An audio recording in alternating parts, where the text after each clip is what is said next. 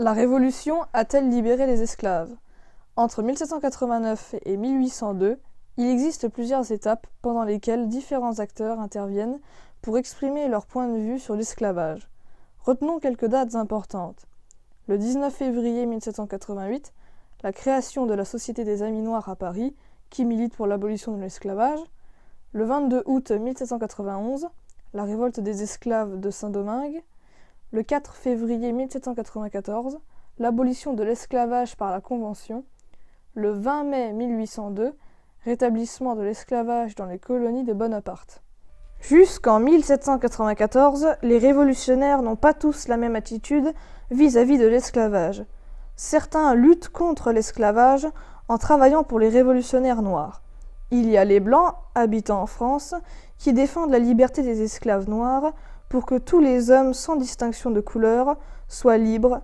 Et enfin, il y a les Blancs habitant en France, mais qui, eux, sont contre cette liberté des Noirs, jugeant que ces hommes ignorants et barbares, selon eux, ne peuvent recevoir ce bienfait et en profiter.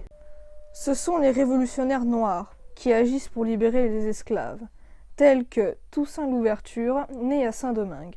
Affranchi, il devient un homme libre et prend la tête de Noirs révoltés contre les colons français. Il s'empare du pouvoir dans la partie française de l'île et promulgue une constitution qui fait de Saint-Domingue un État séparé de la France.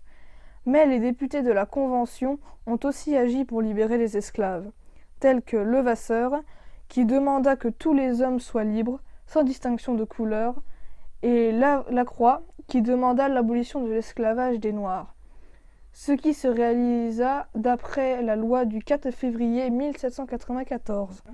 À partir de 1802, nous pouvons parler d'un retour en arrière, car il y a le rétablissement de l'esclavage par Bonaparte dans les colonies françaises, peuplées en majeure partie de Noirs, pour que le pouvoir soit entre les mains des Blancs, peu nombreux.